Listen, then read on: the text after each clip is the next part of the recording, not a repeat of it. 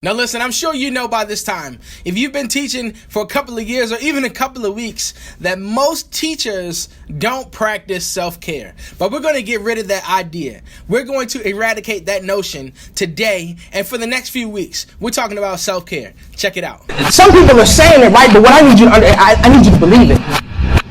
I need you to internalize it. Try it again. I have. Now, say it with some power. Say it like you got to say, I have more power than fear. Family, what's going on, everybody? Welcome to another episode of the Teacher Success Series of Caps and Gowns TV. Again, we're providing inspiration and motivation in preparation for your next graduation. I love you guys so much. And again, thank you for tuning in. Like I mentioned before, the next few weeks are going to be dedicated to self-care because it's so important. And you know what? I'm guilty of it too, but we've got to change that notion today. We've got to start practicing self-care so that we can not only survive, but thrive during COVID-19 and socially distant learning. All right, let's get into key number 1 on self-care. Here's one of my immediate action steps as it pertains to implementing self-care. This is something that you can do literally today. You probably don't want to. It's probably going to be a struggle for you, but you need to do it. Here's key number 1. Once you log off, you need to stay off for the evening. I don't want you checking your email throughout the night. That's another reason why you are continuously thinking, it's probably in your dreams right now, what you're going to be teaching on Zoom tomorrow. Listen, I don't want you to do that. Your Google Classroom can stay closed until you have to log in the next day. All right? I want you to log off for the evening, and once you are done, stay off until the next day. Again, by no means am I telling you or advising you to be unprofessional or have no sense of urgency with your profession. I am telling you, though, however, that you need to make this a priority. And one simple step for you to implement today is to log off when you're done and stay off for the entire evening. It's going to calm you down and you'll be able to give your focus elsewhere, okay? Let's get into key number 2.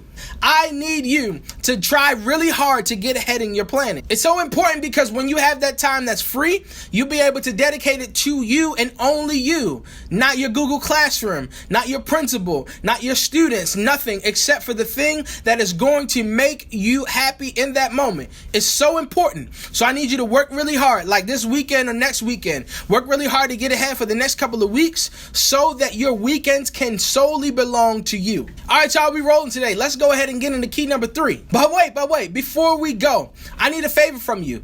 If I've added value to you at all from this video or any videos prior to this, please hit the subscribe button below. This is a growing channel, and I promise you there is somebody else just like you who needs to hear what you heard today. All right, let's get into key number 3. All right, y'all, I have a terrible habit of calling everything my favorite, but I'm just going to do it again because I think it's one of my favorites. I really want you to invest some time in the community that is around you. That's key number 3. No, I'm not talking about your neighborhood. I'm talking about the people that are closest to you.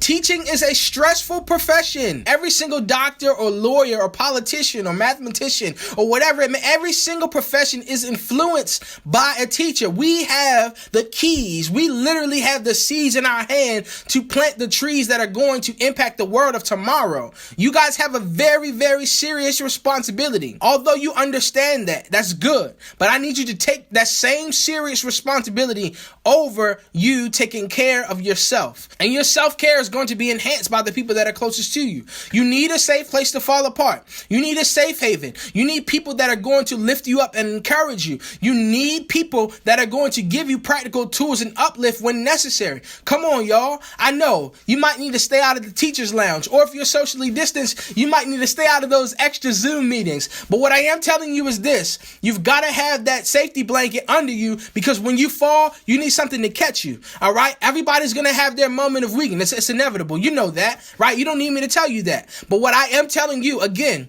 my third and final point for today is that you need to have that strong community around you. Listen, I know you feel like you don't have that right now, and that's okay. But I want you to take the initiative and establish some sort of unofficial committee with your teammates, with some people that you are close with at your school. I don't know what it looks like. Whatever you feel is necessary for you, I need you to really, really work hard to invest in the people that are going to be closest to you. I really want you to take the initiative, especially if you are doing well right now. You need the system in place so that when you get to that moment of weakness, you'll automatically have something to lean on. Listen, this is imperative. This is going to be the difference between the retention rate staying really high or going down low because of COVID-19. If you want to go fast, go alone. But if you want to go far, you gotta go together, okay? So I want to challenge you to implement that in your school today. Now listen, if you're new to the channel, we would typically end it after the third key. But today we got a bonus one. I know it's going to be something that is so hard for many of you to do, but you need to do it. You need to start telling some people no.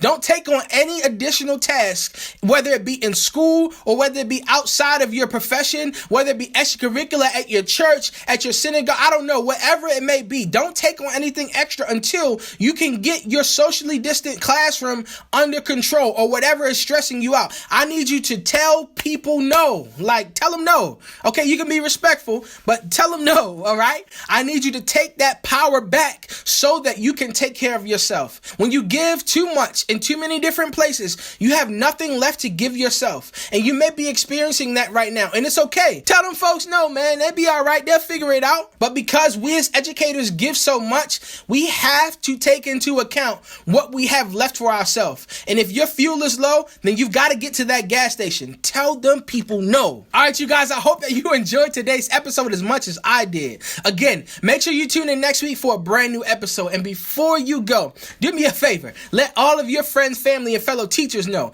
that this is the Caps and Gowns TV show, the Teacher Success Series. And we're providing inspiration and motivation and preparation for your next graduation. I'll see you next week. Implement them tips. Get your self-care right and tight. Peace.